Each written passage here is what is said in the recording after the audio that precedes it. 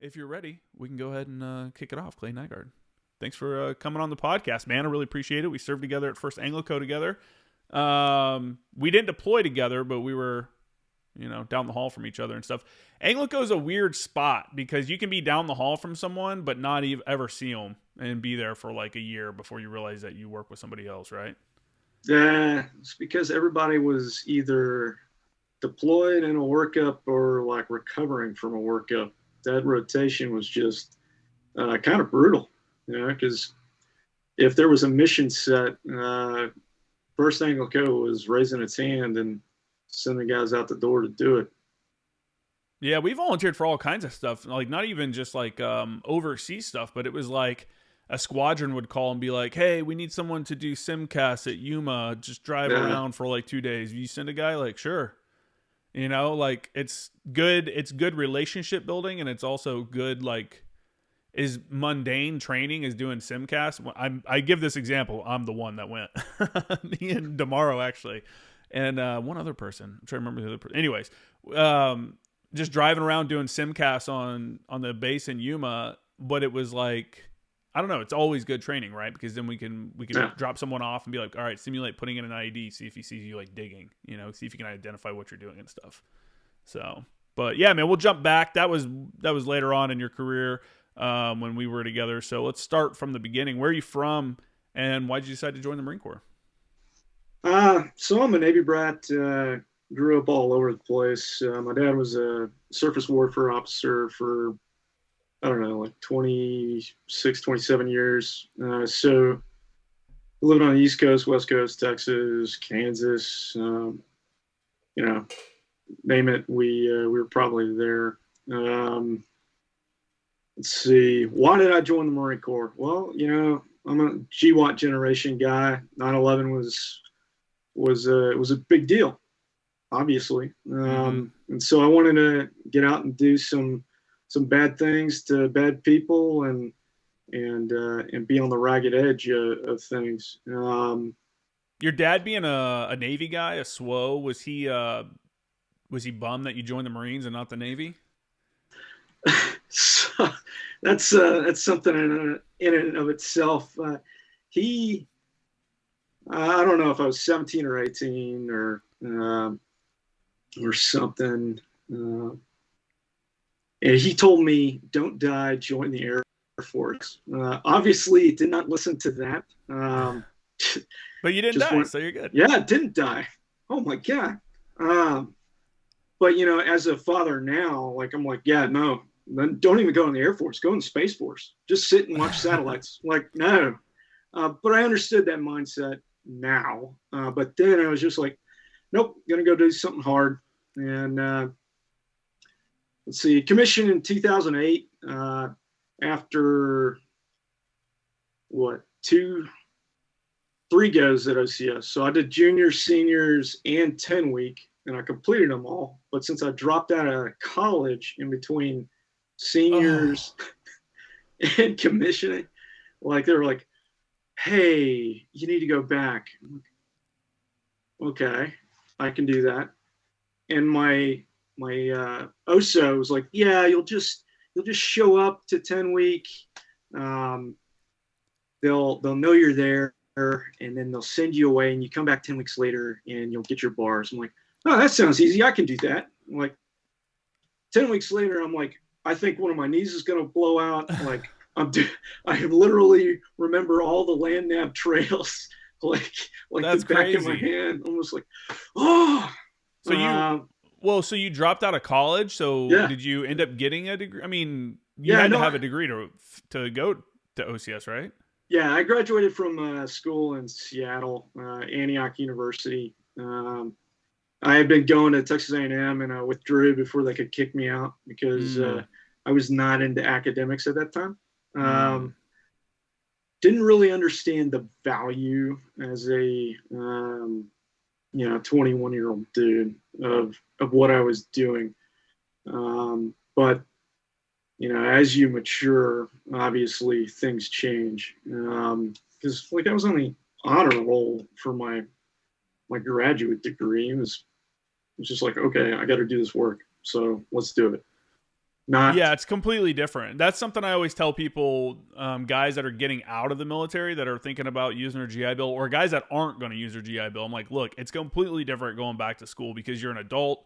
You're looking at the subjects differently. You're like, hey, look, I just got to take care of this work. And you get to pick and choose what you want to do. You know, Yes. you get to pick and choose what classes and stuff like that. So it's like, I don't know. Even though I may not be, well, I guess I'm kind of using it doing my freelance marketing stuff. It was just interesting to go into some of the classes. I get it for the people that are like super against the indoctrination, I guess, that college can be. I saw it myself at SDSU when one of my photojournalist professors said we were looking at photos of like the riots during the whole George Floyd, during COVID and all that stuff.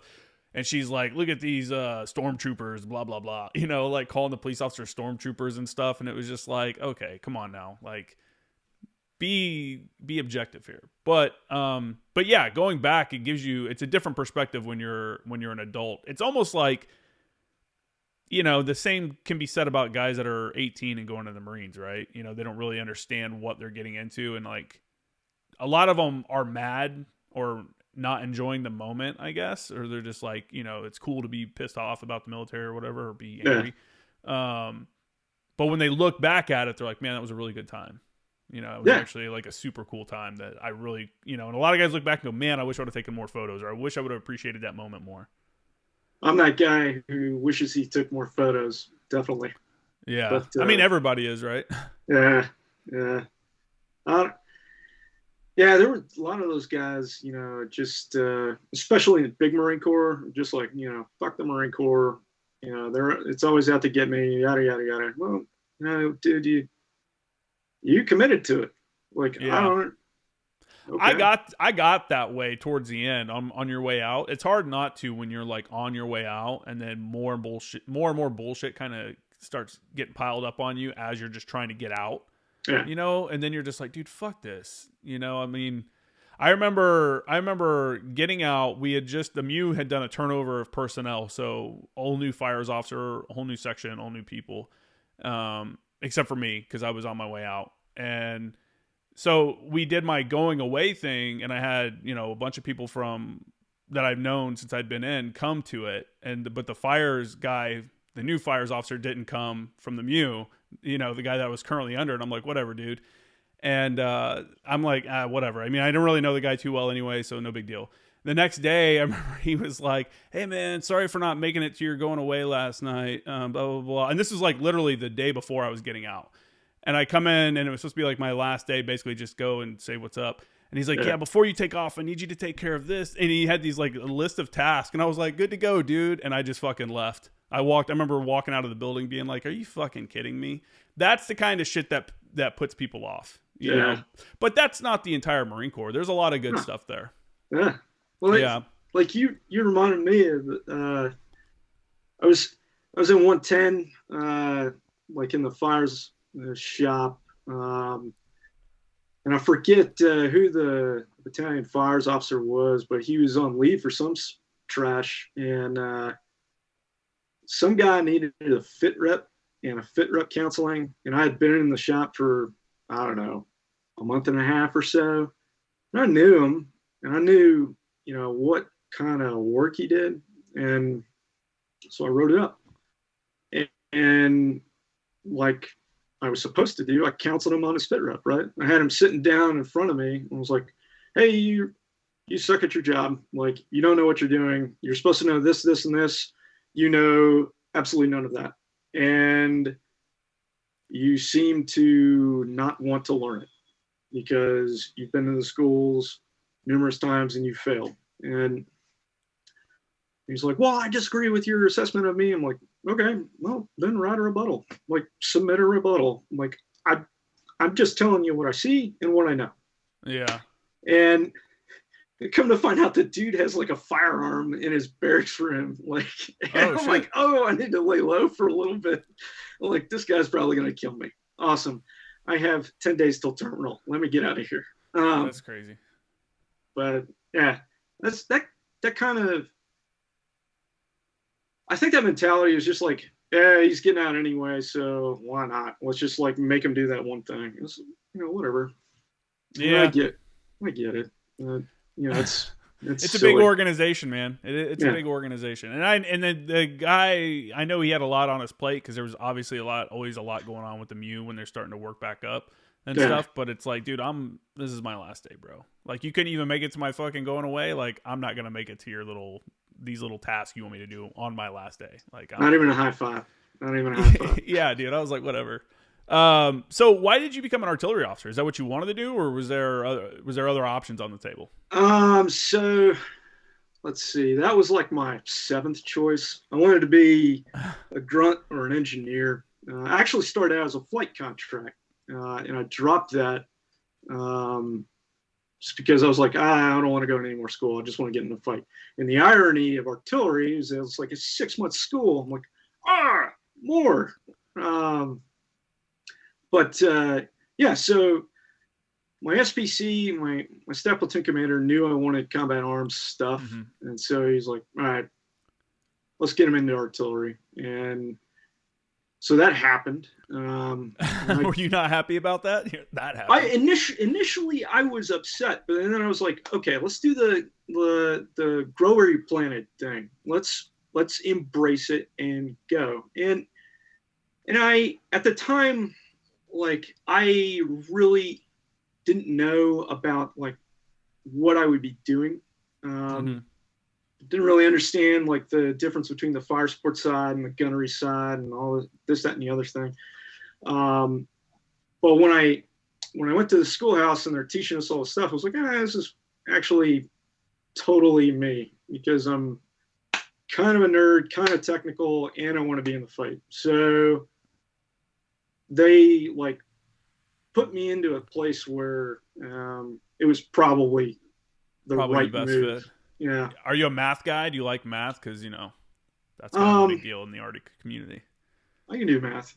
I started in engineering when I was in college, and I like stat stuff. My MBA like concentration was in analytics, so like math is okay. I may come off as analytics. Yeah.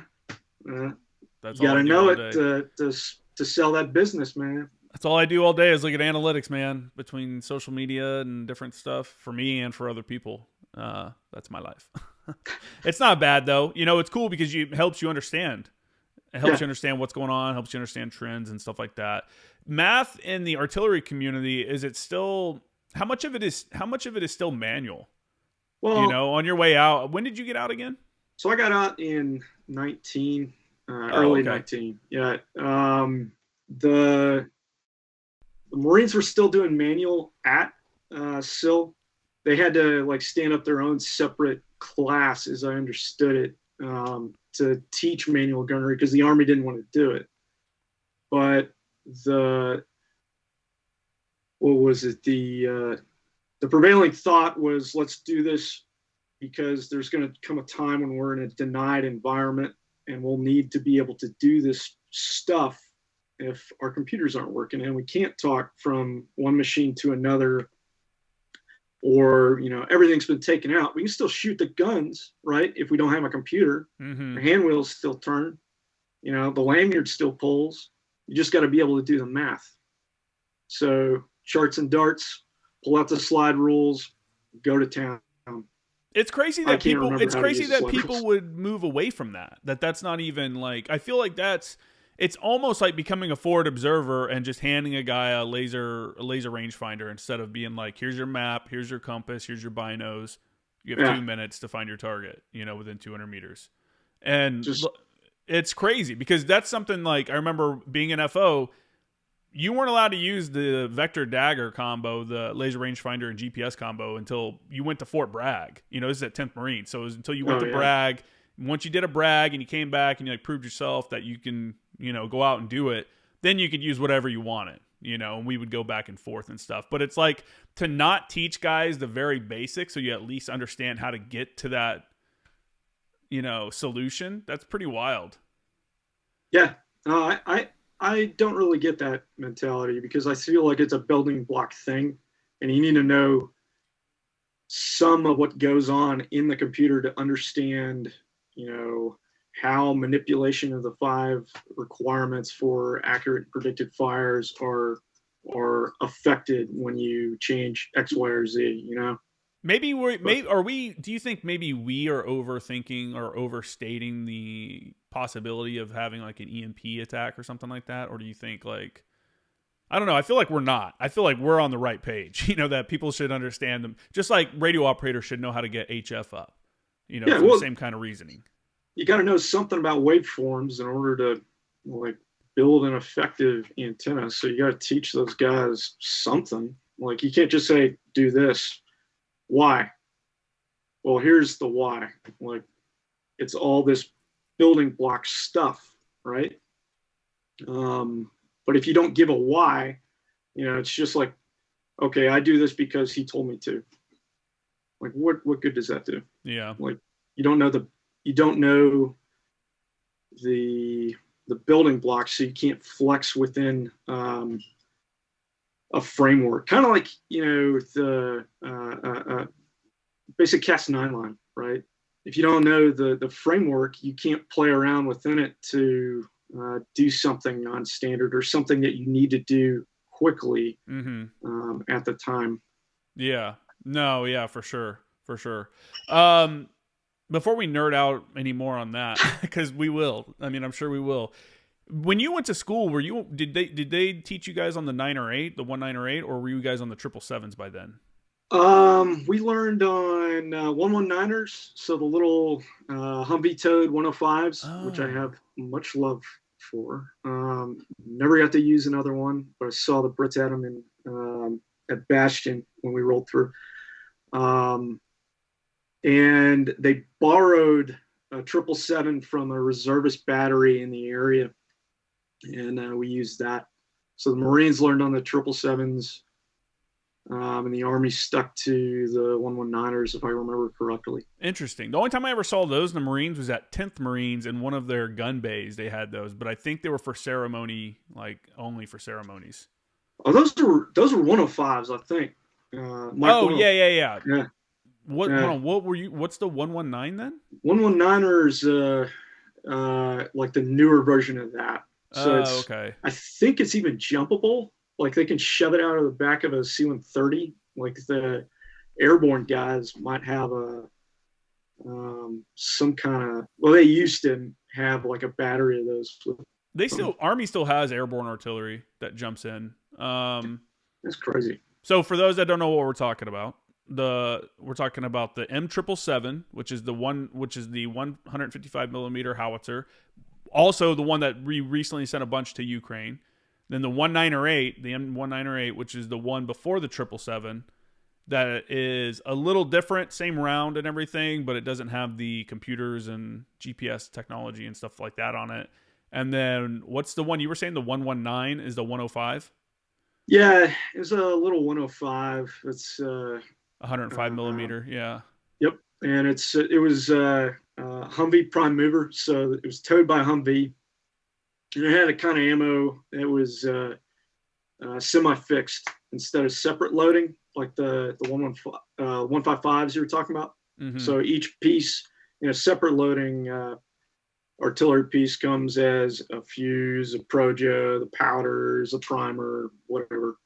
And then with the semi-fixed, you got like I built a canister to shove the round on top of. You still have to cut bags, or at least you did then. I don't know if they have like some kind of modular shit now.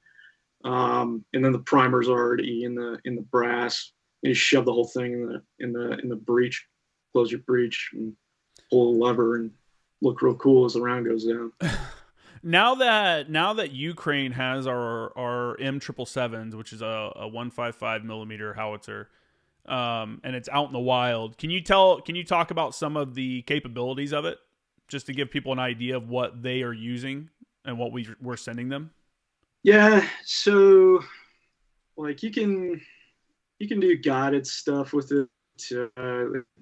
Scout, Mike 982. It's really neat round that pops out some fins as you shoot it out of the tube, and then starts looking for a GPS track and it goes to the coordinates you pre-designated after you fused up the round. Used to use a lot of those in Sangin, but I believe the Ukrainians have those. They got regular, I want to say 795s. I don't know if they have 107s or 795 HE rounds. But you're reaching out to, I don't know, 20 clicks maybe with those. And if you got a wrap, you can go out to 33 or so. And the X-Scout can go pretty far. But isn't there an upgraded one too? Because before it was like the XM whatever, which was the experimental one, which first got sent to Afghanistan, and people had a lot of problems with the GPS. There was issues with the GPS, and it would always go to the BIP, the ballistic impact point. And then the actual ones came out once they got through all the test fire ones. The actual ones came out and were better, and I think had a longer range. Correct? Yeah, I think that's accurate. I was using the XM 982s in Afghanistan initially. I don't know if we switched over to the regular ones in the middle, but I had one out of like the 6 dozen we'd shot go to a BIP. Oh, really? Yeah, I really think it had to do with just like somebody had a crummy fuse setter or something like that, or like somebody's LCMR was jamming it out, because it's all. What's an LCMR? You gotta watch the acronyms. Sorry, man. That's all good. The lightweight counter mortar radar. It was like a little tan mushroom that would sit on top of buildings. Yeah. We never shot X-Cal. So when I was in Marja, we never shot any X-Cal because the battery that was down in Fiddler's Green, I can't remember which battery it was. Basically, everything that was happening was within their minimum range or right outside of their max effective range. Or it would be like right on the edge where the time of flight and all that shit would take longer than it would to shoot HIMARS. Oh, yeah. Because a HIMARS time of flight to Marja was between like 50 seconds and like a minute 05. But with the X-Cal rounds, the problem with those is you have to shoot them high angle. For those that don't know, you have to shoot them high angle. Yep. So once you say fire as the observer, it's not like a normal round where you say fire and they say fire and they pull the lanyard and shoot it. You say fire, then because they didn't want to mess up the rounds, they didn't even set the fuse and stuff. So you'd say fire, then they'd actually set the fuse and load it and then crank it and then fire it, right? It was something like that. Because there was a delay because there was something with the fusing. Once it was set, it had to be used. I remember something along those lines. It was pretty finicky because it was a matter of the fusing, and you had to have like airspace clearance right for it, and that was my major issue with it, because I would have shot the rounds all day, but clearing the airspace was what took me forever. How high were they going? Roughly? Oh, shoot. I can't remember off the top of my head. I know HIMARS was going 60,000 like plus. Yeah, I think it was like 30 to 40K, if I recall correctly. That's crazy. And the flight paths were kind of bananas once they actually started moving to the target, because it flew where it thought it needed to fly. So that's why they had to clear out those hot walls. Hot walls and goalpost. That was our what do you call that? A fire support coordination measure that we built for the HIMARS and for the X-Cal rounds. Yeah, that's pretty wild. Yeah, so people don't realize, like, when you shoot a HIMARS rocket or you shoot X-Cal, you're talking 30,000 feet altitude plus.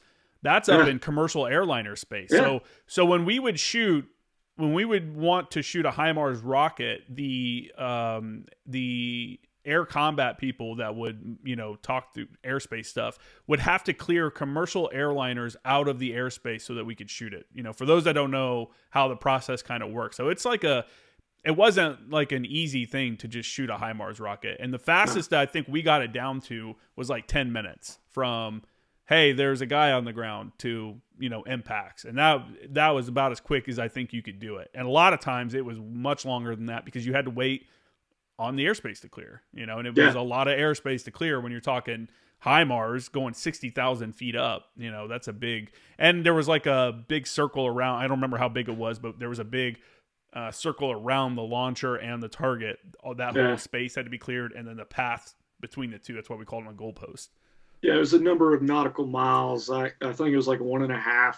It was crazy. Yeah, it was nuts, and I can get more into it for my first Anglico deployment. We had a platoon or a section of HIMARS at our COP, and sometimes they wouldn't tell us that they were going hot. It's like, I got helicopters like right here, like get out of here. Oh, like, no way. Yeah, like just like no coordination there, huh? Locally, no local situational awareness. They had the global, but they weren't asking me for anything, and they weren't advising us they were going hot initially. Where were you at? Where you had HIMARS? I was at a Copper Rebbe. Okay, they had HIMARS there? Yeah, we had 2 trucks. And, okay. Like the first time they shot, like I thought it was incoming. And I threw my computer and like covered up my head. I had to check if I pissed myself, like one of those. Then I got on the radio after like reconstructing the sound. I was like, okay, that was a boom whoosh and not a whoosh boom. All right, let's call over to them and have them work out a heads up next time. Yeah, hit an air horn or something. Cool. Yeah. Just get on the 153. Hey, we're going hot. Oh, okay. Thanks. Damn, man. I was never there for a launch. I was never in Leatherneck or anything. And when we were in Marja or Sangin, obviously they didn't have launchers there. But whenever I was in Dwyer, or I don't think Dwyer had launchers. I don't remember. But yeah, I never got to see a launch. I saw the explosions. I saw them hit, but the launch would have been cool. How loud is that? I mean, you said it's pretty loud. Real loud. I thought it was incoming. Yeah. I thought we were dead. How often were they shooting them? They actually didn't shoot that often. Yeah. Because that was like 13, and so the restrictions on fires were tightened up a lot, and we were collapsing back from Musakela down through where we were on Route Red. So like they weren't shooting too much. Yeah. What was so let's back up then. I do want to talk about, Sangin and all that stuff, but what was your first deployment?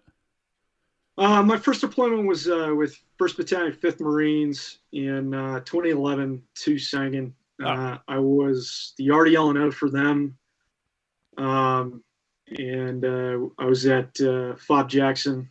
That deployment, I was absolutely a FOB. I was living on Jackson. I went on 6 foot patrols just to go get CDs from the market to put on our radio in a box.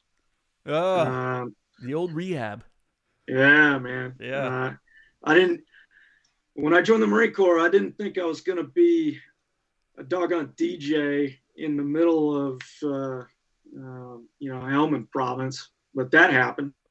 Yeah, people don't know the artillery community is in the Marine Corps at least, is a lot of time looked at as the IO guys, the information operations guys, because it's a non-kinetic fire. And for those listening, I'm using my air quotes here, non-kinetic fire. So when I was in Marja in 2011, my LNO, my liaison officer, the artillery officer, got pulled to go be the IO guy, and I was the sole fires dude for 3-6 at the time. And yeah, it's interesting, right? You go run. Yeah. That's literally what you do. You go run radio programs. You go out and have people I don't know. You're setting up all these different things. Probably shouldn't talk too much in depth about IO stuff, but yeah, there's a lot of different.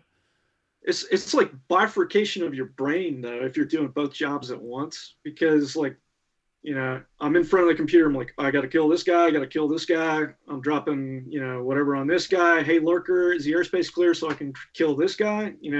And then, hey, let's go interview these people for this project we're doing and put it on the radio. Or let's hold like a meeting with these people who took some civilian casualties and capture their thoughts and put them on the radio. And you're just like, I was just killing people like minutes ago. Now I'm supposed to be doing all this like hearts and minds, baby. Yes. And that was kind of weird. Who was did you have to lean on your fires chief then to do a lot of the fires stuff while you did IO stuff? Yeah. Who was your fires chief? Well, we were doing like 12 on, 12 off.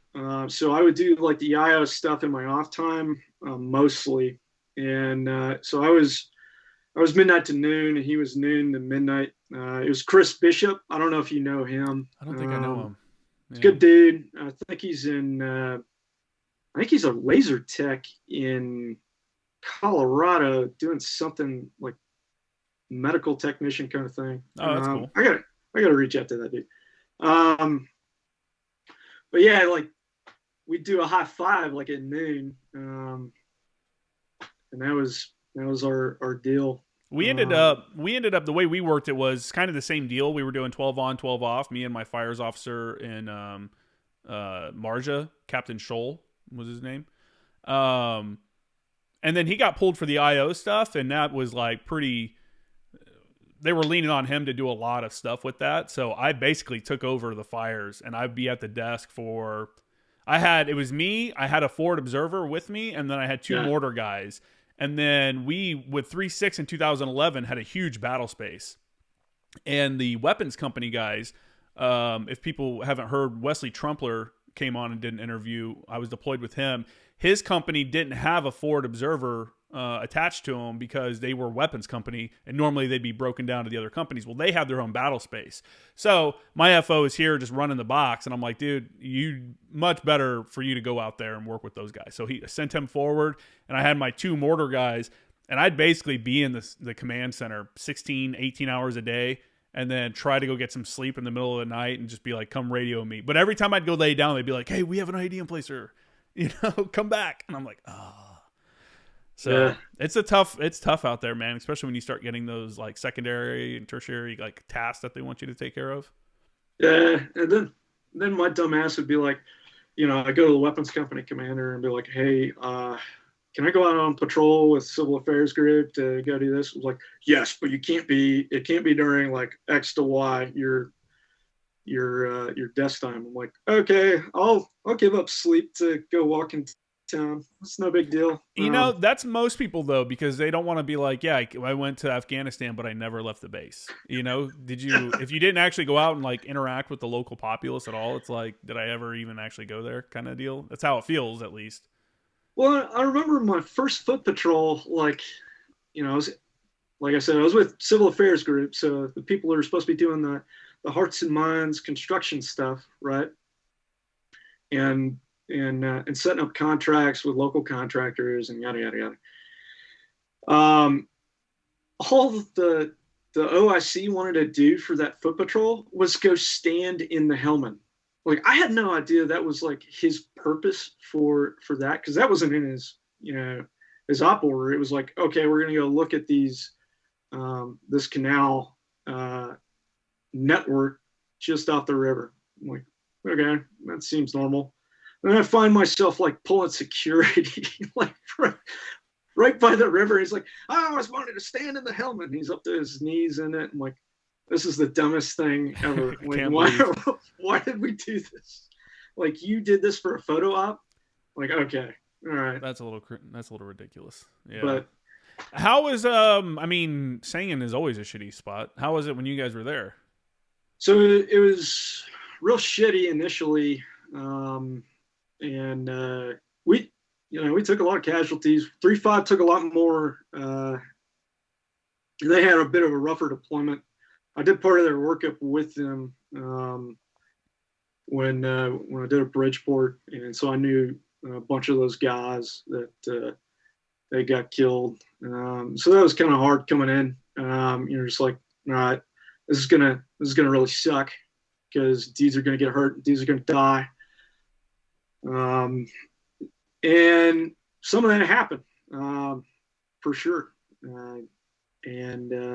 We'd have like ceremonies at Jackson where, you got the fucking rifle and boots sitting right in front of you, and you got to think about like, well, he just got schwacked, and that could be pretty rough to deal with. Not as rough as being there on scene, seeing your buddy get blown up or shot, but it's just like it's always out there. Yeah, that death right around the corner. Yeah, because the entrance into the COC at Jackson is where that little memorial garden is, right? Yep. That's where it was when I was there. Okay, so yeah, it was the same. Yeah, definitely. You walk through there every time to go to the COC, and you see the memorial garden with all the crosses and stuff. It's pretty. Yeah, dude. I mean, that's never good. It's never. What are you gonna do? That's part of war, though. It's like an unfortunate thing. When you guys were there, was it still mostly IEDs then, or was there a lot of like small arms attacks as well? There were towards the height of the summer. We had a fair amount of kinetic activity. Like there was a point where like it was like 11:07. Bravo Company was going to be in contact with some shitheads on. To their north or something like that. It was getting so habitual. You were like, all right, I need to have a hot wall hot right now. And I'm going to be ready to drop something around these 4 buildings or, there was a pattern they were following to engage some of the companies. Bravo Company had a rough time. I remember Max Frank, their company commander, ended up losing his foot or part of his foot. I don't know. And then I figured, he got medically retired or whatever. And I was at EOTG in a raids package like 2 years later. And I look over and he's in the back of the classroom. I'm like, what the fuck are you doing here? Like, how are you still in the Marine Corps? And he was, the raids OIC. Like, that's legit. Yeah, it was pretty badass. But kind of rambling here. We had a lot of contact, and then it chilled out, and we had I think we had a really good security bubble in the district center. I think towards the end of that deployment, you could have gone out into the bazaar without kit. But then, like everywhere else in Afghanistan, and as the ROEs changed and as we started doing that pullback and more of the advise and assist rather than doing it for the Afghans, like all that stuff went away. I used to see in the news that like Sangin was, under siege or Sangin was seized by the Taliban, and you're just like, well, shit. Yeah. What was our deployment for then?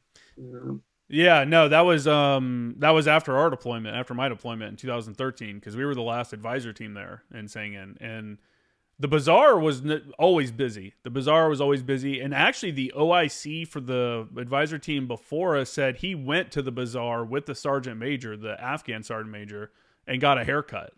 He said, yeah, I went out there just to kind of like, I don't think he was supposed to. I think it was something that he just kind of did, and people were like, whoa, no one get the idea that that's what we're going to be doing on this deployment, kind of deal. Yeah. But there was definitely, we had someone set off a VBIED. Well, VBIED, it was in a moped. They turned a moped into a bomb and put it in front of a store and stuff like that. And it was pretty busy, though. And then like a year, or maybe it was like 2 years after we left Sangin, is when there was like videos coming out where like the Taliban or ISIS, or I think it was ISIS, I'm not sure, came through and basically retook all of Sangin. And there was videos of the bazaar, and it just looked like an old West town, like tumbleweeds flying through it and stuff. Just not good, man. Which is really unfortunate, you know. It's like it was good to see people out, even though they're like punk kids throwing rocks and stuff at your vehicles you drive and everything. But it was like people are out shopping, people are doing stuff and getting things, and then to see it afterwards, you know, I know the feeling you're talking about. The, you know, what was it all kind of for deal.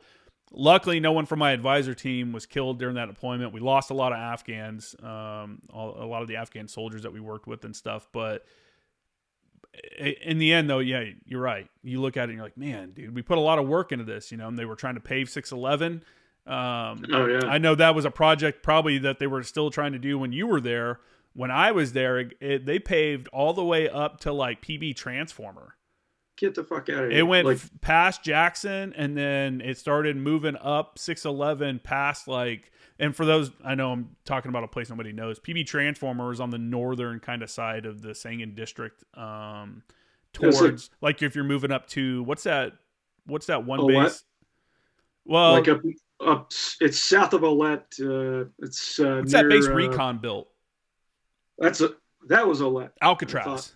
Oh shit, PB Alcatraz, yeah. Alcatraz. Yeah, then you had Alcatraz, and then above that was a little bit farther was like PB Uze, PB or something like that. It was Puze. That was where MARSOC guys were at. But anyways, I think we put Illume rounds through Alcatraz because they had us shoot an Illume mission for them, and they weren't observing it. Oh, really?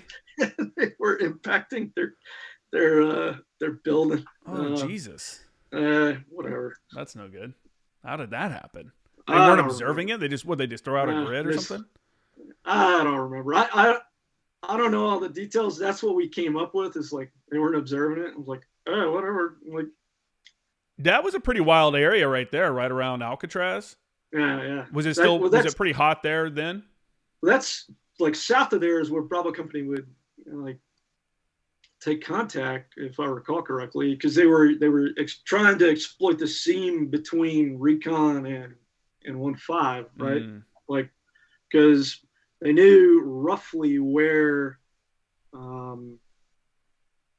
the boundary lines were between the units. Like, they didn't know exactly, but yeah, habitually they would see like, these guys are moving this way, and these guys turn around here, and these guys turn around here. Mm-hmm. So obviously, we can move in between them. Like we tried to use op boxes when I was with 3-6. We had I think 1-9 was next to us, and we would create these operational boxes so that our patrols could go into their AO temporarily, just to kind of bleed that seam over. So it was kind of hard to tell where one unit's AO ended, you know, area of operations ended, and one started.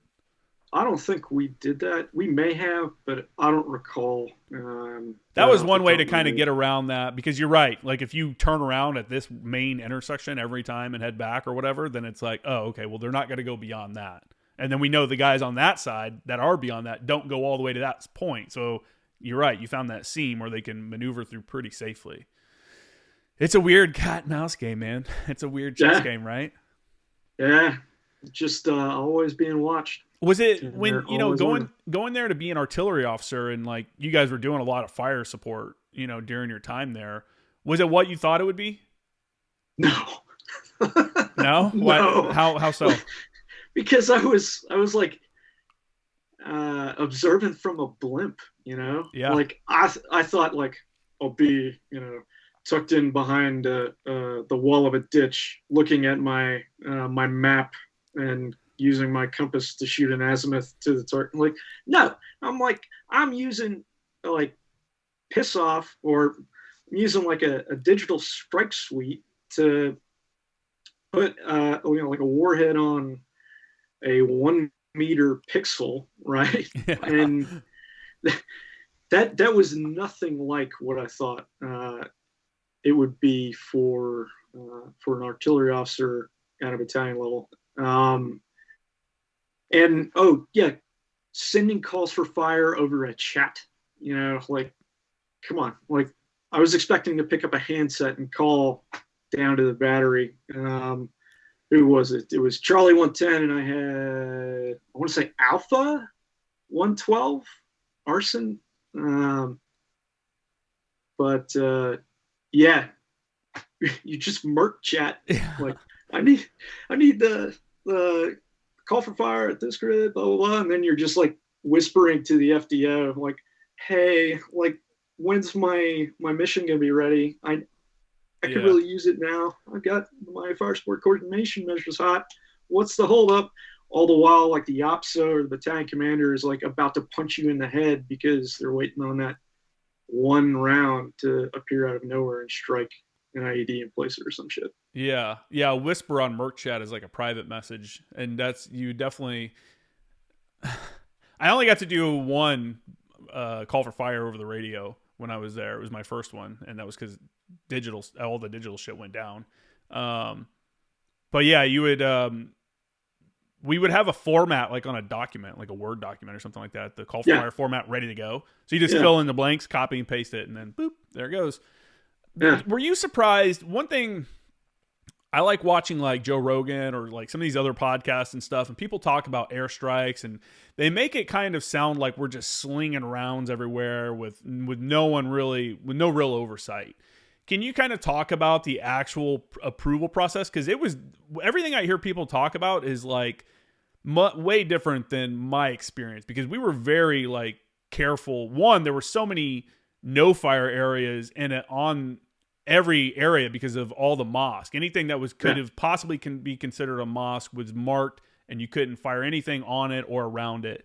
And then beyond that, like with HIMARS, you had to get battalion level approval. You had to get division, their approval for the airspace and all that stuff. So there was like a process, whereas it seems like people make it sound like we're just slinging rounds at will.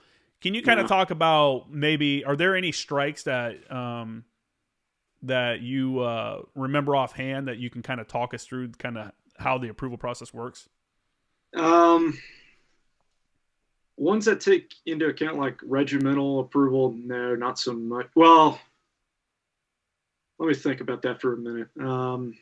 Most of the stuff I like to do is approved at the battalion level. So what that basically means is that the guy observing calls up to his company or calls up to the battalion, right, where the big three can sign off on that mission. So the XO, the CO, or the OPSO can say that mission is approved based on whatever metric they have for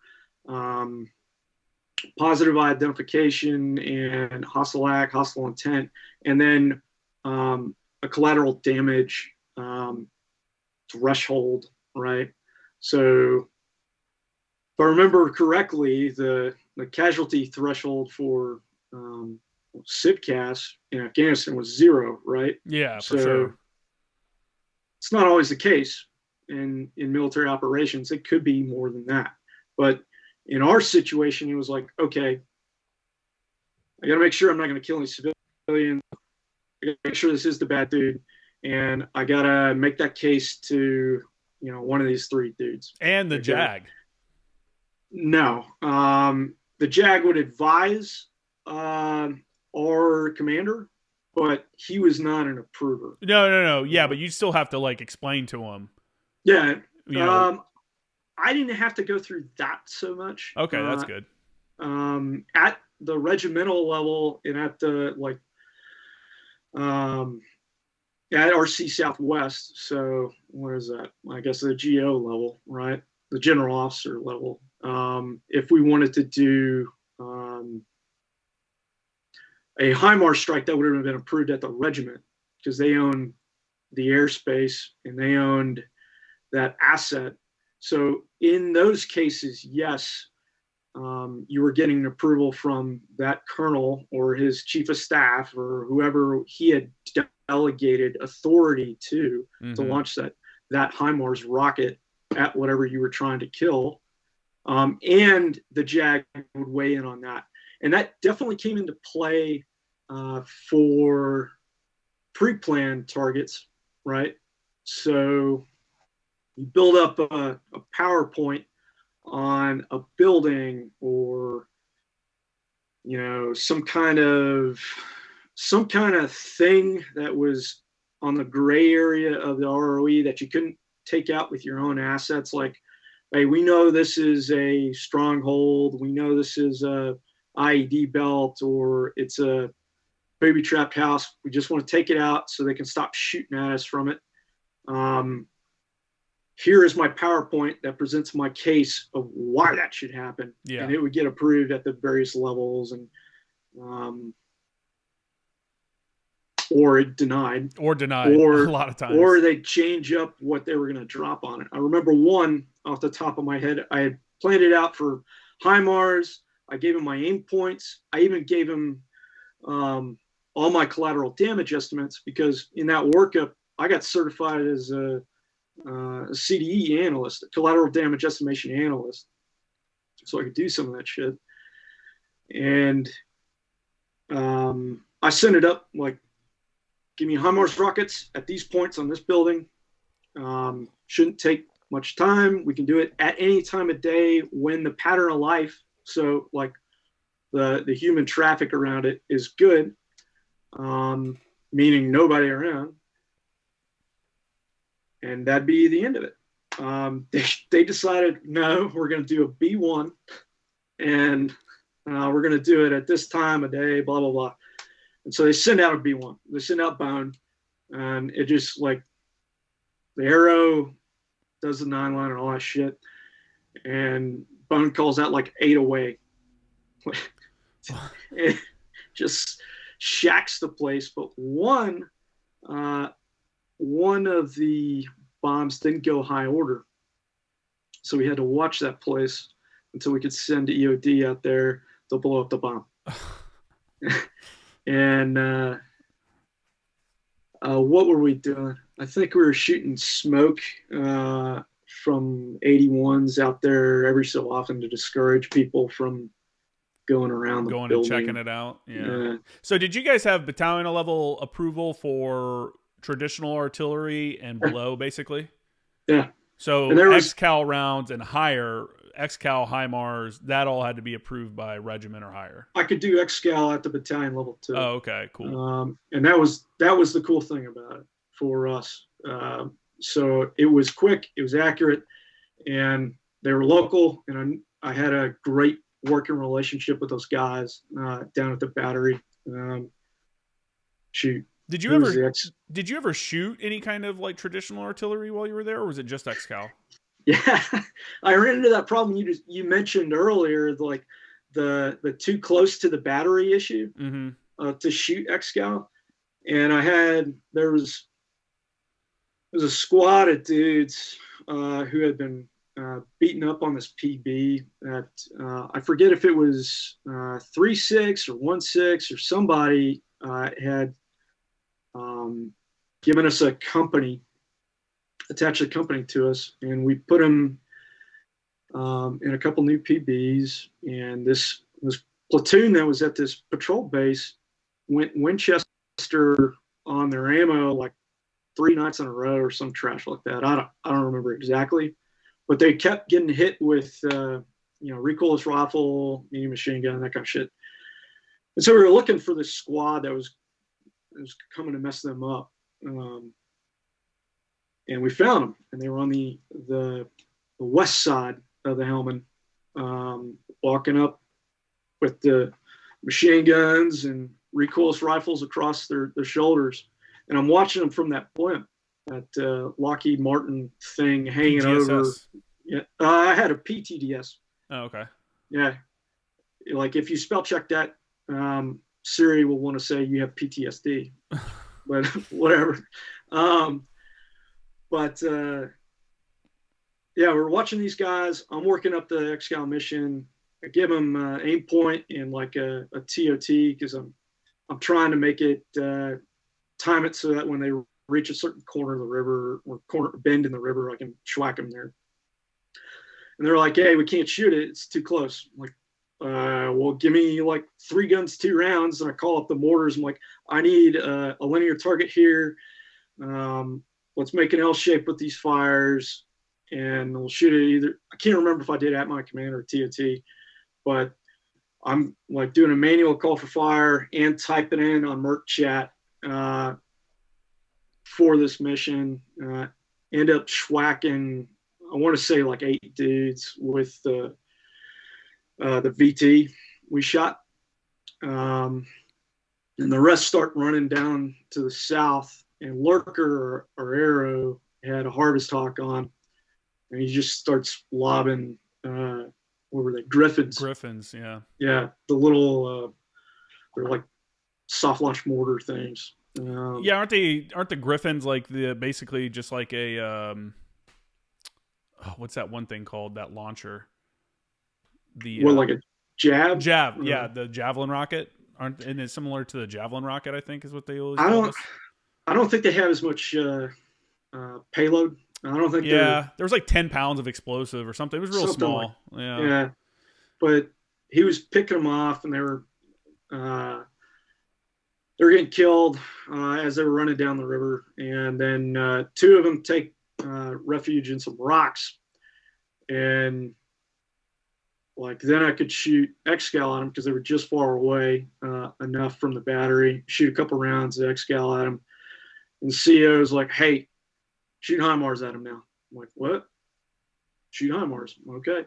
So I shot HIMARS at him. And then he's like, "Register conventional artillery on them." I'm like, "What?" Okay. So I did that. And they were real dead. Just hit them with everything, huh? Yeah, I think it was a statement more than anything. They were well away from like civilian stuff. Mm-hmm. It's like at an old bridge crossing, if I remember correctly, where they hold up.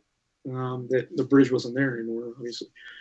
But yeah, those guys were definitely dead. Definitely dead.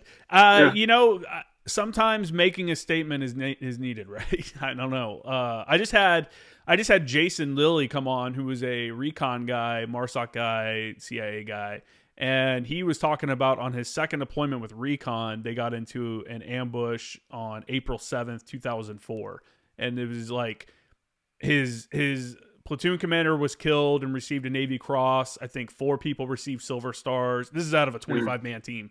4 people received Silver Stars, and another dude received a Bronze Star. But they got ambushed as they were driving, and they just immediately reacted to the contact and fought their way back, or not fought their way back, fought their way through the ambush, like got out of the vehicles and went into the ambushers' positions and killed them all. And he was saying on their way back, their staff sergeant was like, put all the bodies on the hoods and all the insurgent bodies. And they just stacked like 15 or 20 dead bodies on the Humvee hoods, on these 5 Humvee hoods, and drove them back through town, back to Camp Fallujah, and was basically like, fuck you, we won today, you know, even though you guys, and it was like, you know, so yeah, I get it. You know, I mean, that's like when we moved from, we were in FOB Marja with 3-6. So the unit that was with you, you had a company from 1-6 attached to you, because I was there in 2011 with 3-6, and we had Charlie 1-6 attached to us. That's it. That's it, Charlie. Yeah. And then we also had like Echo 2-8. Okay. If I remember correctly. Yeah, that was one of those times when a battalion was getting broken up to reinforce another battalion because they were making like the battalion area of operations really large. You know, like I said, we had weapons battalion or weapons company had their own battle space. All 3 of our line companies had their own battle space. Plus, we had Alpha 19 and Charlie 16 attached to us and their own battle spaces. So our battalion was basically 6 companies at the time. Yeah, ours was the same, because our weapons company would patrol and do mortars. I gave him 161, and he ended up shooting himself in the foot, if I remember correctly. You give him what? I gave him one of my 0861s. Oh.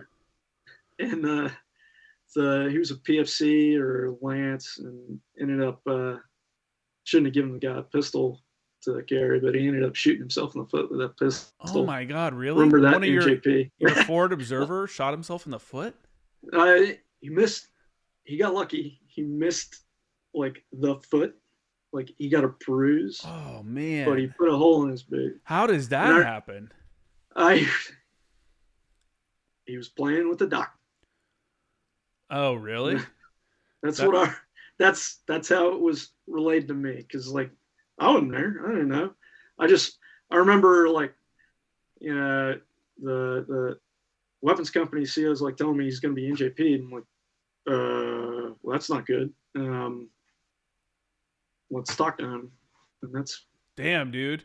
That the shitty part about that is that it makes all other FOs look bad immediately. You know, all the grunts will be like, oh, one of those guys. Like next time they get an attachment, it'll be like our last dude shot himself in the foot. You know, they're worthless. That's I hate it. I hate it when someone brings a bad name upon the community.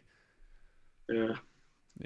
What are you going to do, though? Were your observers busy at all? Were they getting any kind of calls for fire? Because when I went to Afghanistan, again, when I went with 3-6, I was really bummed that I had to go as the fire's chief. Because I was like, man, I'm not going to go on any missions. I'm not going to do anything cool. But then I ended up doing all the calls for fire because they all came from the command center.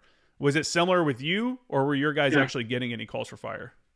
Some did a couple, but most of them, because I had the blimp, I had better SA and a better angle on the situation most of the time. So it was just like, okay, Nygard's going to do it. Did they repurpose your guys to be like radio operators for the patrols and stuff? Because most, FOs are pretty good with radios as well. I don't remember that happening. I remember I gave my radio operator to weapons company as another dude. Mm-hmm. It was a guy named Tim Nara, good dude. And what else?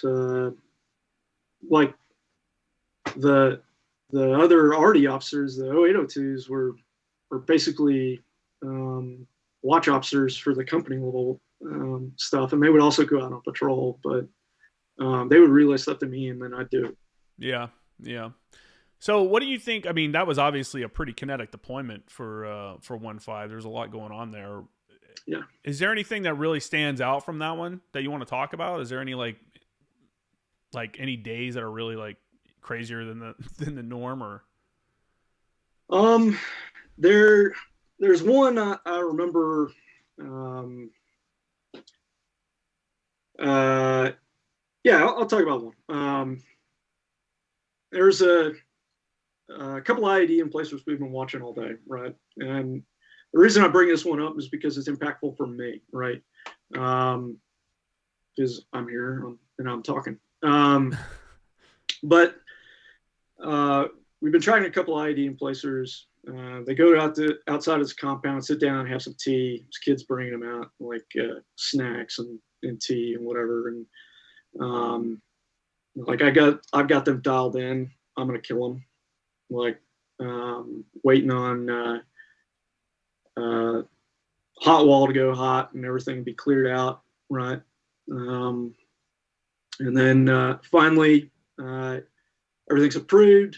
I sent fire to arson and the battery, and that round's in the air, like, so 90-second time of flight, something like that. And then they get up in the middle of that time of flight, right? Get on their motorcycle and start driving down the road. And I'm just like, fuck. All right. Missed them. Now this thing's gonna blow up on the ground here. But then the kid comes out, right, to clean up after him. And as he's walking up to the site, like, round pops and takes his arm clean off. But like then Lurker is working like Cobras and or Arrow Lurker was working Cobras in a pred on these two dudes that are driving around on a motorcycle now. And he has there's actually a mixed section of skids. And he has them roll in on him. Gets the driver, the passenger's running away. He gets lit up by the Huey, the minigun on the Huey, but it's not taking him down. He keeps going, and then he finally gets schwacked with a Hellfire. But the impactful part of that for me was like, I just took a kid's arm off. Like, fuck. And it was clean, right? he wasn't in the area when we shot it initially. We're going after bad guys, but there was nothing I could do. Like, there's no abort, there's no self-destruct for these things. They go, and they go where you tell them to, and it went where I told it to. And he would show up like he lived, which was, cool for him. He would show up at Shura's, and his old man would take him there and be like, "Look what the Americans did to my son." Like, and then one day, the spicy elder was just like, "Hey, dude," he would have his arm if you weren't hanging out with Taliban. Like, shut him down, and they stopped showing up at the Shura's after that. But dude, that was a rough one. Yeah. And like, that weighs on you. And I've had to, like, in my post Marine Corps life, I've had to do some therapy for some stuff. One of the incidents is that. But yeah, that was a day I remember very well. That's one of those things where, like, you can do everything right and it could still go wrong. You know what I'm saying? Because I've shot a HIMARS at a group of IED emplacers, and by the time it impacted, they were running away, and I didn't hit them. Luckily, there was no one else there. But you're right. Once it's in the air, that's it. It's in the air. It's going to wherever it's going. That's the unfortunate part about artillery. As much as you can make it accurate. Because did you say you shot XCal? Yeah. So XCal, that's as accurate as, that's going right exactly where you want it to go. It's not like regular artillery where it'll be within 100 meters or so. Yeah, dude, that's tough, man. That's not the first time I've heard of something like that happening, though. Unfortunately, that's the reality of fucking combat, and it's like, kind of crazy that one of the Afghans called him out, though. You would think they would be standing in unison against the Americans, at least leverage the situation against, because let's be honest, they do that. They'll be like, pay me because of this and this. So to have someone actually go, this is kind of your fault too, bro, that's pretty wild. Well, if I remember correctly, it was this dude that he was on our, like, city council or whatever. Old dude, Mujahideen kind of guy. And he was always, like, joking with us, because I talked to the old fellow a few times. He's like, "Hey man, just give me some ATVs and some machine guns, and I'll solve this Taliban problem." I'm like, "All right, man, I appreciate that." This was in Sangin?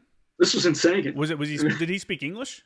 No. Oh, no, okay. This is through my interpreter. It sounds like the Sergeant Major Hassan, which was the ANA Sergeant Major in Sangin, who spoke English, who was old Mujahideen. That sounds like something he would ask. Yeah, it's those some of those dudes, the older dudes, were just like, "Yeah, let's just scrap it out," But then, it was always weird when you would have, like, Taliban come in from, like, Pakistan or something like that, and then they would get into firefights with, like, the local Taliban guys. Because they would come in and be like, we're the pros. We're here to, like, do this right. And the local guys are like, hey man, we're out here trying to survive. Like, you're in here trying to kick us out of these places we're sleeping, or you're, like, terrorizing the locals even more so by, like, forcing them to feed you and house you and stuff. Yeah. And they would get angry with each other and fight, which is always crazy. And then you'd have like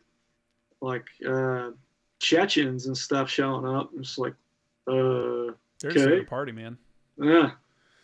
Just there to kill Americans, pretty much. How was after a deployment like that, where it's pretty kinetic, things are happening, people are getting hurt, people are getting killed, how did the battalion take that? When people got back, was everybody okay? Was there one thing I hear all the time, which I had never saw, was people talking about, hey, if you can't go see anyone for mental health issues because you'll be stigmatized. Not something I ever saw. I even, recommended one of my guys to go see somebody because he was having issues after a deployment. And I was like, dude, just go talk to so-and-so and let's figure it out. Were there guys seeking that kind of help afterwards? I mean, you're talking about now you go to therapy, so. I don't remember any of that post deployment. It was a grunt, and it was I don't want to say the Marine Corps has gotten gentler. I just think the Marine Corps has gotten more aware of like the impact of like mental health on like the overall force, you know, as like they recovered from, you know, fighting two wars at the same time. There's just, oh, hey, we might need to do something about these folks. I cannot speak to 1-5 in particular, because, you know, like a month after deployment, we were chopped back to 11th Marines, right? Okay. And then I was like, I was hiding under my desk at the regiment while the grenade range was going off across the street. Oh, really? Yeah, it was, who was it? I don't know if you know Gabe Paradise. That name sounds familiar. Paradise sounds familiar. He's a targeting officer, I think now, a warrant officer, chief warrant officer, and at the time he was staff sergeant, and he's working in the 3 shop as I was, and he's like, just got back from deployment, hey sir? I'm like, yep. Not coming out, are you? Nope. When I first got to 1st Anglico, we went out to, it was like the first week or something. We were going to play like baseball or something. We were going to go play like a softball match or something like that. And we were going to use the field that was over by the rifle range, you know, at Pendleton, that all the boot camp guys use. And we got over there, and somebody had like something else. They weren't shooting a regular rifle. It was some kind of sniper rifle. It could have been a 50. I don't know, but it was loud as fuck. And I remember we got out, and everybody's getting their stuff together, and you just boom, and I'm like, huh, because I'd only been back from Sangin for less than 6 months, and Damaro was like, he's like, yeah, man, I know what. He just like looked at me like, yep, I get it, bro. You know, like. He's like, yeah, that shit sucks. And I was like, yeah, it's okay. Like, once you know it's happening, then it's okay. It's that first, like, initial, like, boom, like, oh, shit. That kind of throws you off. But, yeah, man, the jumpiness is real. You know, how long did it take you to kind of get over that? I don't know. Maybe a few months. But, you know, it came back probably after my 3rd deployment. Well, stuck around with me after my 3rd deployment. But yeah, that for sure. I mean, I'm still, like I said, if there's a bang out of nowhere, I still jump. I'm like, huh, and then I'm like, okay. Then once I kind of like, now I expect another one or something, then I'm fine. Yeah. But yeah, dude, what was so when you got back, you know, this was a busy time in the military. What was the plan for you? Did you go on a 2nd deployment out of 11th Marines, or did you go to Anglico right after that? Yeah, I went right to Anglico after, I don't know, like 3 months in the 3 shop at 11th Marines. Like I was a 211 guy, and they deployed as a battalion, like right as I was getting back with 1-5. Like their Advon coming through Manas, Kyrgyzstan, and I like high five. They're like, hey man, what's up? Because you know I worked with those guys like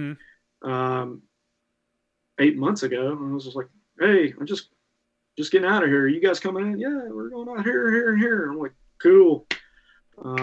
Yeah, our battery motor T chief became like the battalion motor T chief or some shit. I can't remember his name. Gunny McDonald. Good dude, real chill. Remember him in Korea getting put outside on a cot in the middle of winter, in the middle of a street, because we were living in a tent city in Seoul for like a week. Drunken idiocy was ensuing. It was great. It was a good time for sure. Absolutely. Those are the good times. But yeah, so I was at 11th Marines, 3 shop for like 3 months, set up a couple of training exercises, big ones, regimental stuff. And like at the time, Colonel Frazier was the regimental CO, and like he had this. I don't mean to get like Charlie Murphy on this, but like he had this aura about him, and everybody loved Mad Mike Frazier. He was absolutely an insane person, but you know, for some reason, he was the man. like even the Fiddler's Green, the at 11th Marines, the back patio is named OP Frazier. But he comes to me one day and he's like, "Hey, Nygard, I want you to get the battery some strange." I'm like, "What? What does that mean?" Yeah. Like, what are you asking me?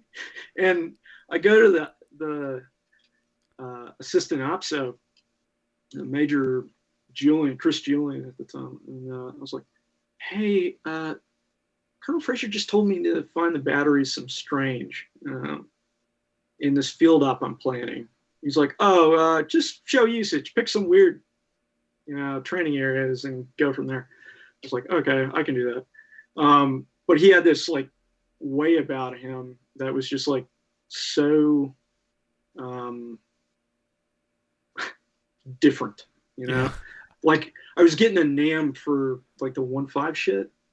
And he's like, somebody was like, "Hey, Nygard, go to the colonel's office." I'm like, well, what did I fuck up? And I go over there, and 3 or 4 people at attention, like attention orders. I'm like, I come to attention. He starts reading out the citation, right? And he stops in the middle. And he's like, "What the fuck, Nygard? This is warfighter shit. I thought this was for paper pusher shit that you were doing here." I'm like, "What? Okay."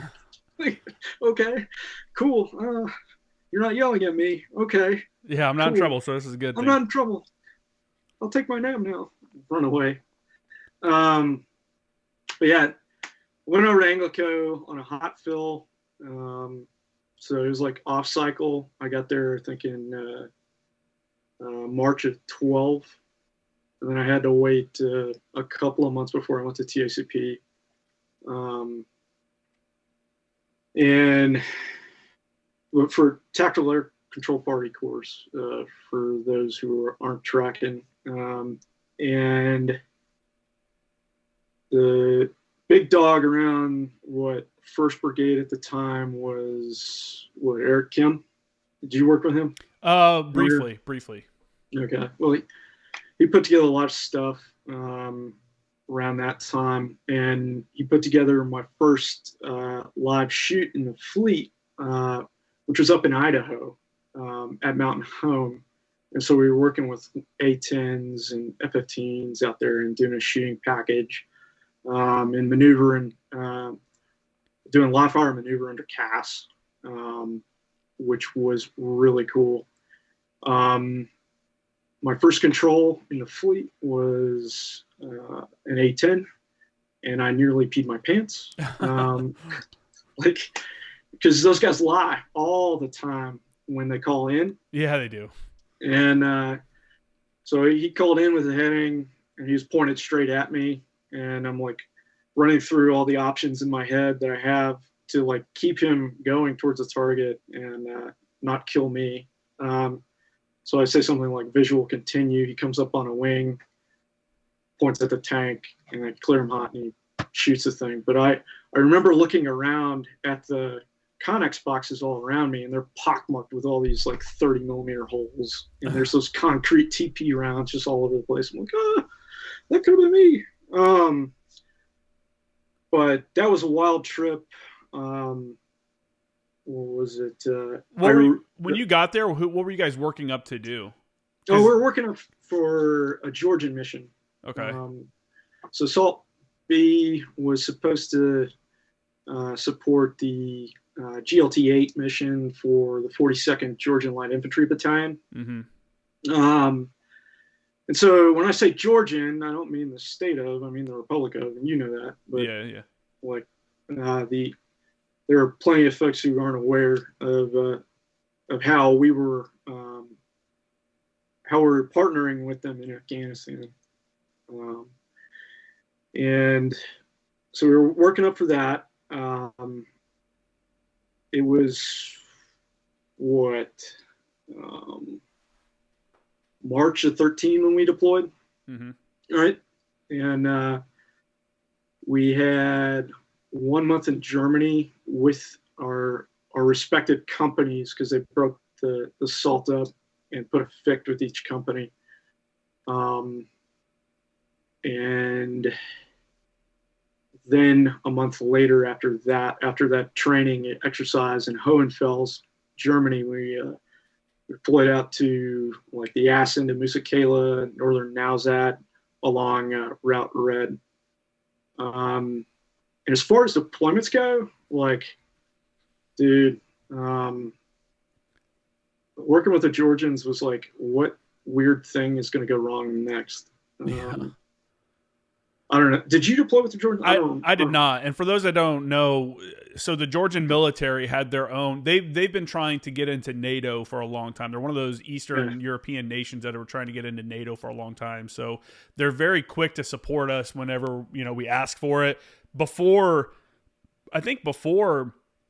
even 9/11, we were rotating military guys there to do training with them. I know when I deployed in 2009 as a mechanic, one of the reservist mechanics that was with us was in Georgia when Russia invaded. He said they were there doing training with the Georgians, and that's when Russia invaded. They brought tanks across the border and shit. And he was like, "What the fuck? Like, what are we gonna do?" Because they don't have weapons or anything. So that's been like a partnership. And then for Afghanistan, they have their own battle space, and it's treated just like if like a Marine Lieutenant Colonel battalion commander has his own battle space. That's his battle space. But with them, we send a Georgian liaison team, which is made up of advisors from infantry and whatever. And to support them, the Anglico team comes in as the fire support experts and that liaison element to be able to radio the Marine fire support assets, the American fire support assets. And that's where you guys come into play. Not necessarily there to advise the Georgians. You were there to be fire support specialists, but ipso facto, you're there. You end up doing that as well. Yeah, and most of the advisor work fell to like the infantry advisor lieutenant and staff sergeant. But like, we plugged into that too. We would go out and patrol with them. Like, if there needed to be, and this is denigrating, but if there needed to be like an adult in the room, we could be that adult. So. I mean, I've heard a lot of not great things, and I don't know. They're probably true. But the fact of the matter is, the guys who were trained by like the soft trained dudes, the guys who were trained by Rangers, like had the mindset down. They knew what they were doing, and they wanted to do the right things the right way. But like, the basic structure of the unit and the way the unit operated was so hierarchical. Like, all the decisions had to come down from the battalion commander. Like, the unit level leaders could not make decisions out on patrol. That really put a damper on any kind of seizing the initiative. Initiative and like just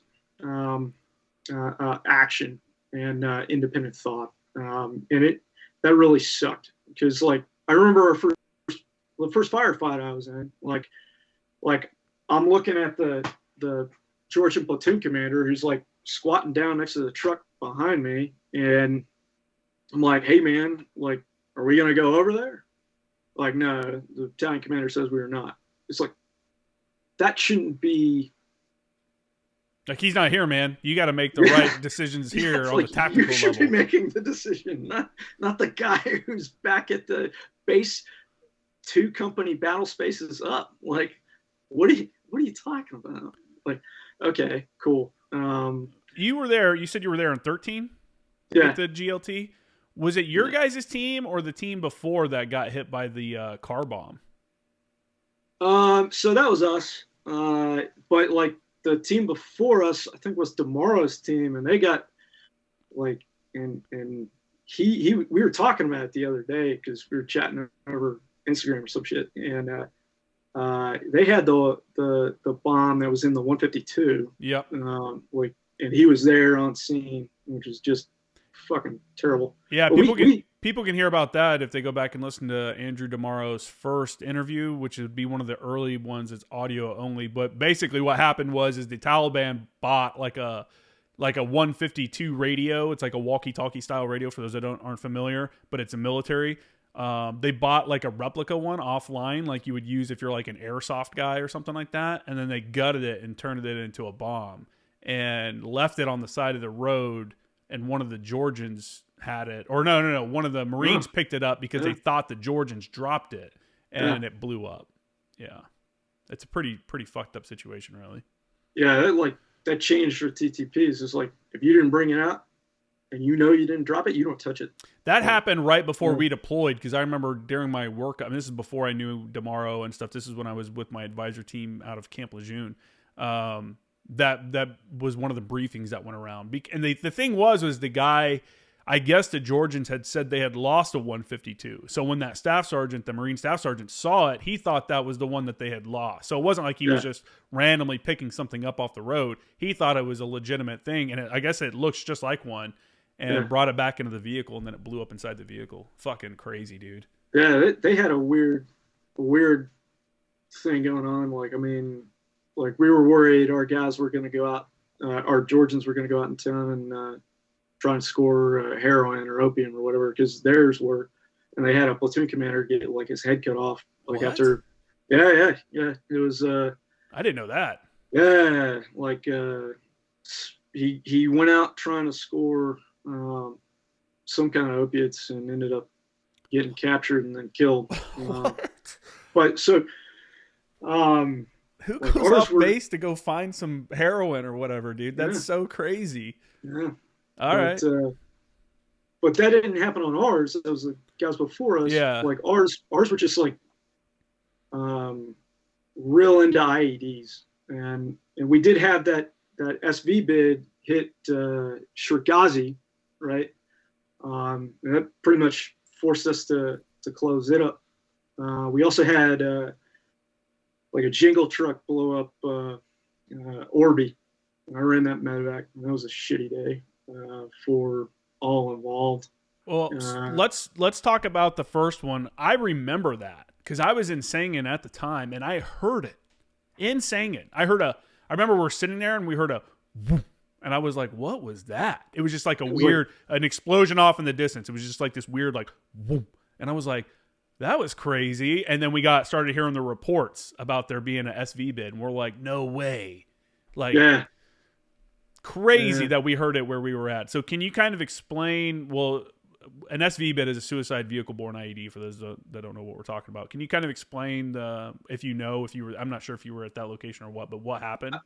I was one PB south. So I was at a Rebbe that was at Shergazi, just to my north.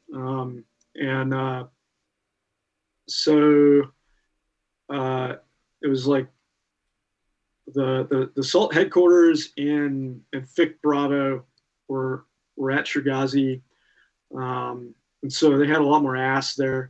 At the time, we had a platoon of tanks that was rotating through all the different, between my PB and their PB.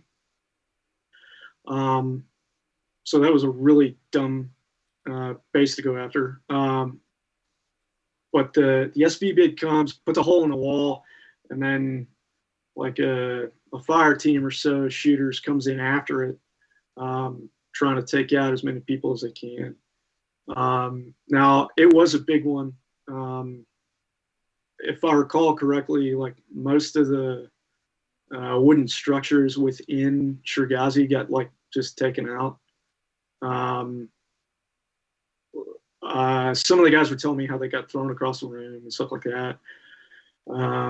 They killed the dudes that came in pretty quick, but obviously there's going to be a bunch of dudes whose bells are rung or they're fucking killed by like the initial SVIBIED.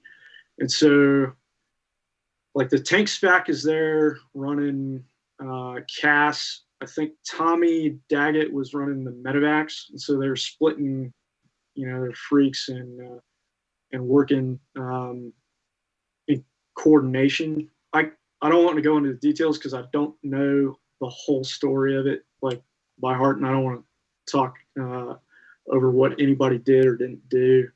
But I remember hearing, because I rolled to the freaks, like, because I wanted to go up there, right? Because like why? They're my buddies. I'm like, I want to go help.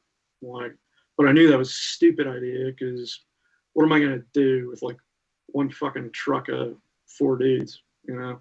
But I'm listening to the radio, and what was his name? Custer, the tanks FAC is like ripping through stuff, and I can hear Tommy faintly, Tommy Daggett, who was our assault OSE running stuff.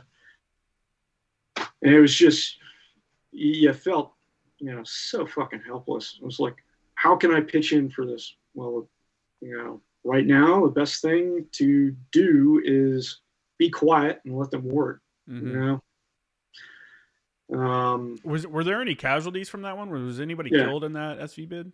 I can't remember how many Georgians were killed, but there were a bunch of Georgians killed in that one.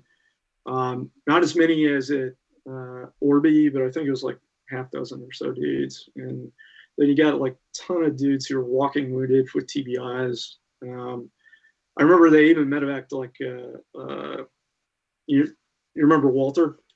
Trying to think. I don't know. Eskandari. Oh, okay, yeah. So he got sent down to Leatherneck, and if I recall correctly, tried to stage like almost a prisoners revolt, like a la One Flew Over the Cuckoo's Nest, so he could get back to Cherkasy. But let me back. That's funny. Yeah, but that was a shitty day for them for sure. Wasn't that right after you guys got there too? That was like pretty fresh in the country, wasn't it?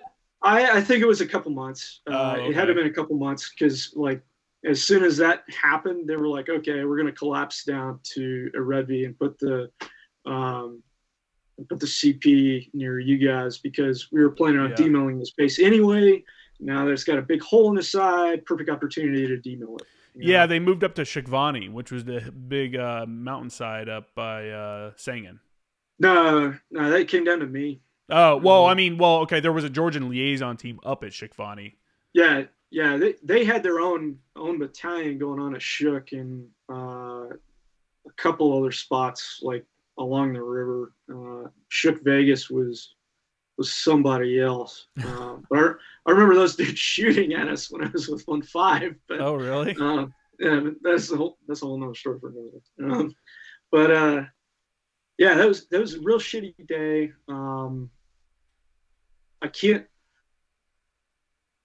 I want to say Orby. I can't remember when the patrol base got vaporized, like schwacked by the jingle truck. I'm sure it's on the internet because the video's out there, but I can't remember the whether it was before or after that. There's a video of it? Oh yeah. There's like a video of the jingle truck rolling right into Orby and popping itself. Oh shit! I'm gonna look for that. If I find it, I'm gonna insert it into the video right here.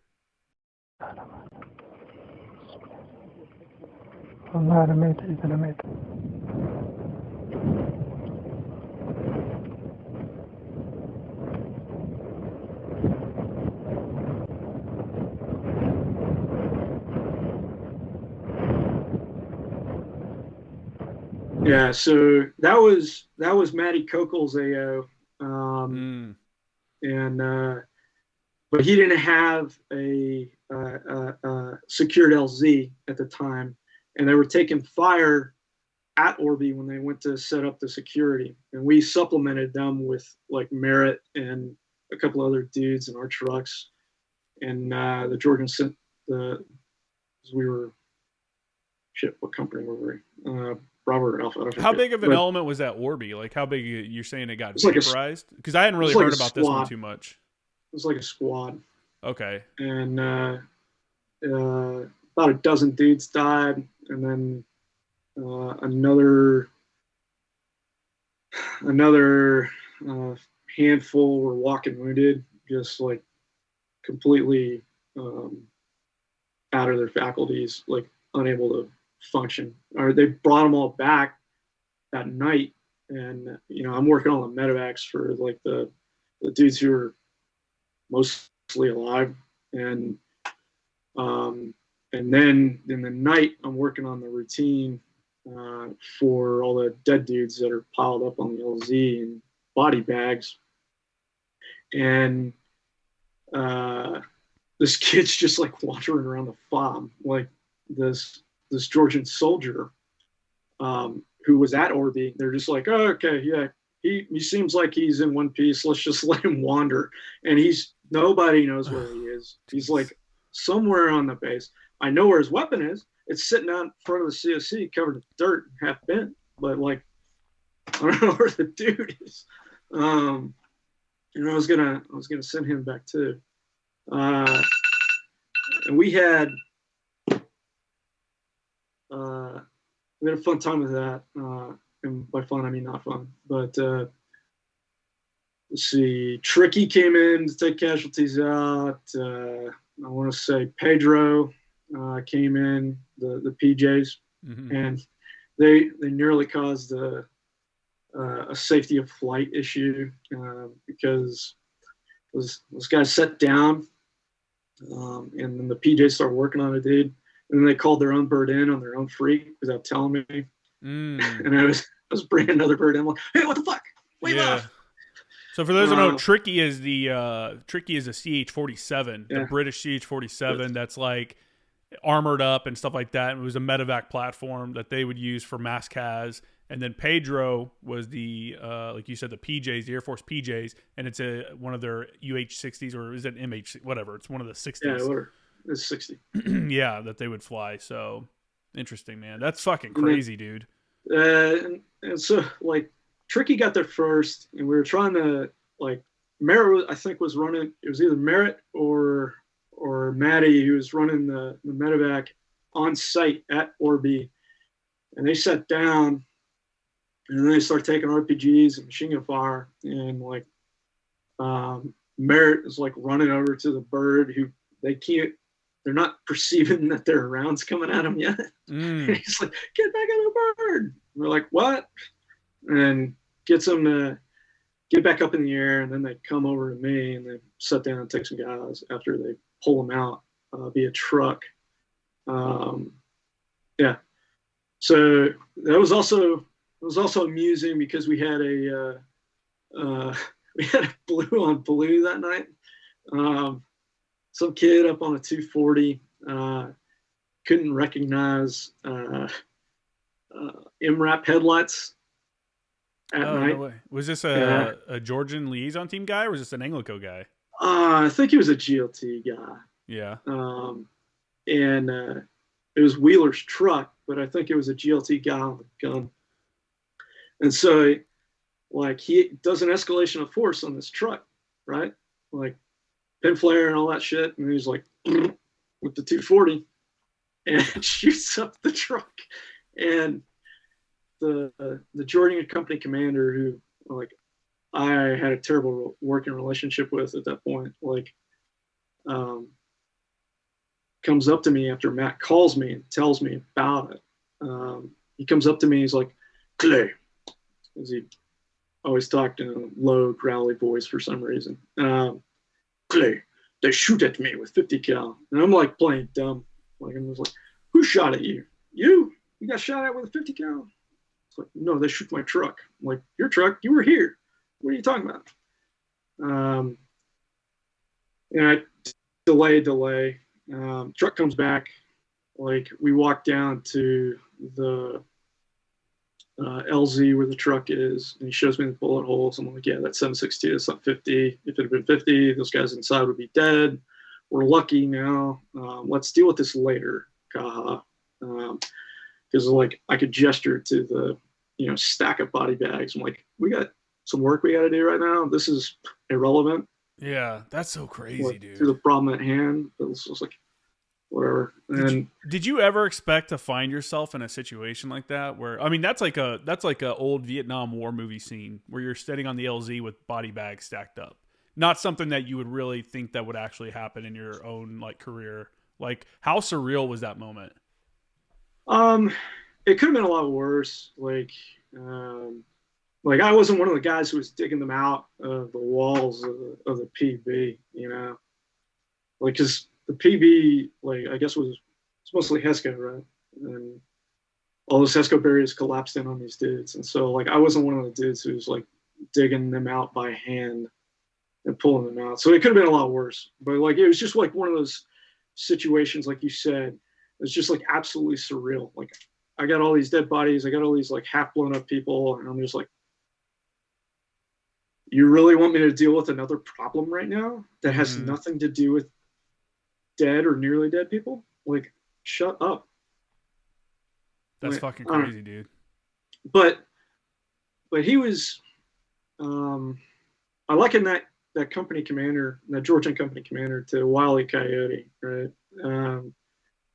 Because he had it in his head that he had to go find IEDs, which didn't make any sense. That was not our mission, right? Our mission was to secure Route Red so that vehicle traffic could come through, right? And we did that through a static defense of trucks just set every so many meters along Route Red to ensure that the observation was on it, and bad guys couldn't hold it or mine it, right? Put IEDs on it. And so he took it upon himself to go out as a single Vic, right, and go on IEDs. Like, that's smart. Yeah, that's makes complete sense. Yeah, so the Georgian military, huh? But this dude, like, he would come back and he would look like a Warner Brothers cartoon, Looney Tunes. Like, he'd be like sugar cookie because the IED popped right in front of him, and he bloodshot eyes, covered in moon dust. Like, Clay, they get me. I'm like, yeah, they did, huh? Like, they got you today. Yeah, holy let's not shit. do that again, bro. And then he comes up to me one day. He's like, Clay, they shoot me. I'm like, you didn't get shot. I'm like, where's the hole? And he goes and gets his vest. And sure enough, he's been shot in the back with like a small caliber pistol round. Oh shit! Oh, like it's the vest stopped the round. I was like, get the fuck out of here! You did get shot. That's crazy. Well, the pistol round, was it one of his own guys? No. I think it's just some asshole on the street. Just like, oh, it's this guy looking for IEDs again. Pop. So were you guys like out of commission? I mean, how long were you out of commission after that? After the Orby got blown up? No, we weren't out of commission. We did. I think we did a little op minimize, just to like reorganize. But it didn't shut us down.